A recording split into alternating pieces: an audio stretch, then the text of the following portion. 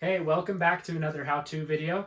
I'm going to show you how I set up my sinking line rod and reel that I use at Pyramid Lake while fishing from the ladders typically.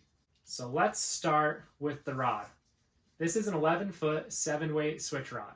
When you're using switch rods, it's important to remember that the weight scale is a little bit different than it is with single hand rods. A 7-weight switch rod scales roughly to about a 9 or 10 weight single hand rod as far as the amount of work it can do. So if you're using a single hand line, you want to make sure that instead of giving a 7 weight, you would get a 9 or a 10 weight. And how you're going to know how much work your rod can do is by a thing they call the grain window.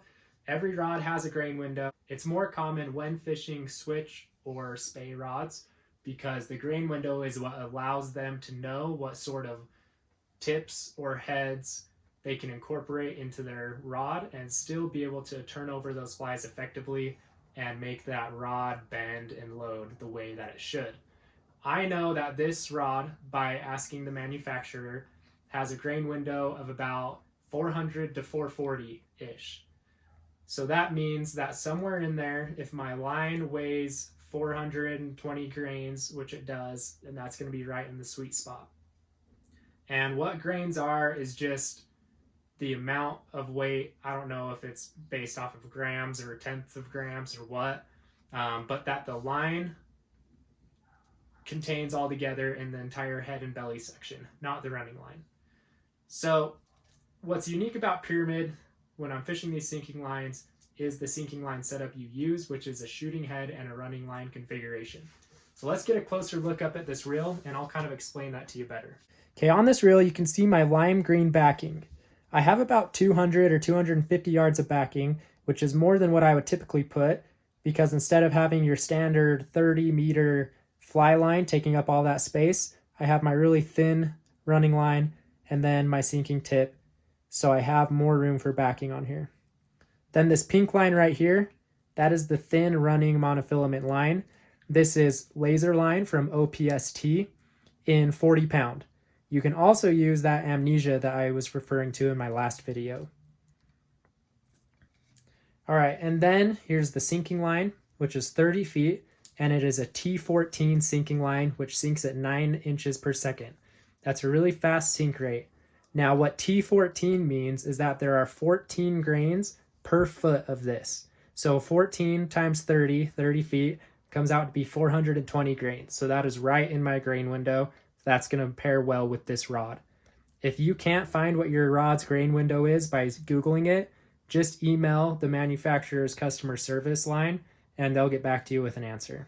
Okay, I'm going to show you how these connections look. I'm going to pull off all 30 feet of this sinking line.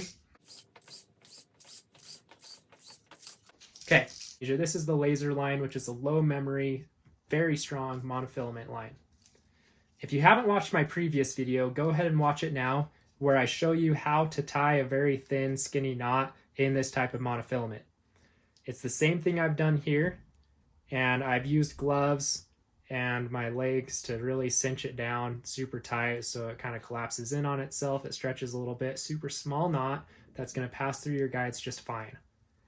I've left that loop after that knot big enough to fit the reel through so that I can take this off at any point and I don't have to feed all 30 feet of that sinking line through that loop. I can just loop it around the reel to remove that. Okay, now let's go to the other end. Of my sinking line. Also, this is the Rio Level T T14 sinking tip in a 30-foot section. It has welded loops on both ends, which makes it very easy to put on and off. In my previous video, I showed you how to make the butt section that I use when fishing indicators or when fishing streamers. I've done that same thing here. This is that same double overhand loop knot that I use to attach the Lazar line to the back end of the sink tip. I've used that here to create a loop, which I have connected to the loop end of the sink tip with my double loop method, which again is explained in my previous video, and that puts a more amount a more even amount of pressure all around the fly line rather than just at the tip, which could in turn end up breaking that tip over time. Okay, I've got about 18 inches of this 20-pound Amnesia line. Again, I like this to be highly visible because as I'm stripping these flies in, I'm always looking for where those flies are to see if I can see any followers. And I can spot this from a lot further out. It doesn't spook the fish. I have not found that to be the case. In fact, I have found fish kind of keying in on this and following it in. I think it gives me a better catch rate, a higher catch rate. Okay, and then I've ended this in my size 10 micro swivel. The size 10 is the biggest that these packs come in. From the other end of that, I've attached my 12-pound fluorocarbon. And then I've just gone about 5 feet and it just ends. Usually, when in all my other fishing configurations, like when I'm fishing nymphs or whenever I'm fishing two flies, I like to put a swivel here and then attach the tag ends off of that to fish my two flies independently. I don't know what it is, but whenever I do that system out at Pyramid on the sinking line, I don't catch nearly as many fish as when I keep my flies in line with each other while fishing the sinking line. So I'm going to show you how I set up my flies from this point. Okay, just to recap, we've got our end of our sink tip here, which then goes to our highly visible butt section, which ends in a number 10 micro swivel attached to about 4 or 5 feet of 12-pound fluorocarbon. Now I'm going to attach my first fly to the end of this fluorocarbon using a loop knot, which is explained in my previous video. And I'll usually put my bugger or whatever right here. Sometimes I'll fish a more weighted fly as my first fly. Sometimes I'll fish 2 buoyant flies and I'll just tie on a booby or a beetle at this point. But normally I'm going to a bugger as my first fly. So with this loop knot, I've made an overhand granny knot and I haven't cinched it down. I've left it open, left about a 3-inch tag. I thread that tag end through the eye of the hook. Then I put it back up through that open granny knot. Loop it around the running line 3 times. And then back down through that open granny knot. Wet the line. Pull it tight.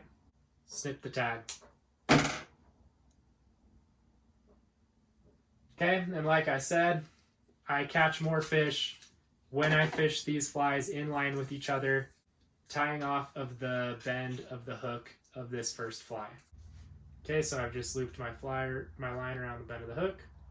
I do my typical surgeon's knot right here. 3 or 4 passes, wet the line, cinch it tight, snip the tag. Okay, I've got about 2 or 3 feet from this bugger.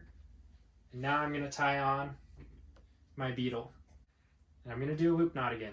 I can't think of a situation where I would rather have a standard knot than a loop knot, especially out at Pyramid. Even if I'm fishing hoppers or some bigger dry flies, I'll still use that loop knot.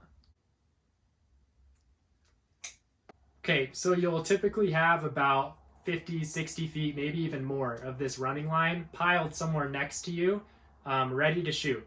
I'll put it in my net next to me or in a stripping basket or even just in the water or something. You just don't want it sitting anywhere where it's going to get tangled around anything and damaged or cut. So what I'll do is when I have that sitting there, then you false cast until you have all 30 feet of this sinking line out just past the very tip of your fly rod. Maybe about 6 inches is all. See, I'm holding the running line between my fingers up top and back here. I've done a couple false casts. That line is right outside the tip. On this next cast, I'll bring it back hard, wait for it to straighten out, then cast forward, and then I'll let go with both fingers. And all this running line that I have piled next to me is then going to shoot out with me. It can get tangled, but you get better at it over time. Also, as you fish this, it stretches out and has less memory in it, so then the tangles go away after a few good casts or a few fish. So once that line has landed in the water, you're going to take a couple pulls to make sure everything's straightened out. If it turned over great and everything landed straight, and you got that nice little tug right at the end when it all straightened out, you're good. But if you got kind of a sloppy landing, you just want to pull all that slack out so you have a straight line from your reel to your last fly. Then you're going to wait for this to sink right to the bottom. You're going to wait until this is actually sitting in the sand. This 9 inches per second will sink pretty quickly. When you're fishing beaches out at Pyramid, you're typically fishing about 6 feet, 6 to 10, I guess, at the deepest. So it really doesn't take that long to sink. That is another benefit of having a fast, heavy sinking line, is it's going to sink faster. You're going to spend more time fishing. You're not going to be counting forever. I usually will count to about 30 seconds just to make sure it's all sitting there. And then what these flies are going to be doing, this buoyant beetle is going to be up about 3-4 feet in the water column probably. And it's going to be holding this bugger just slightly off the bottom as well. Then as you strip in, every time you strip, this is going to dive down and raise back up. Same with this fly. Every time you strip, it's going to kind of dive and wiggle, and then when you pause, it's going to float back up. Dive and wiggle, float back up. Dive and wiggle, float back up. You're going to do that the entire way in. You want to vary your retrieve. You want to try long, steady retrieves with almost no pause. You want to try fast, short strips, maybe pausing every 5 or 6, or you just want to do, just crawl it in, just inch it in. All right, so that is my Pyramid Lake sinking line, shooting head, double fly setup.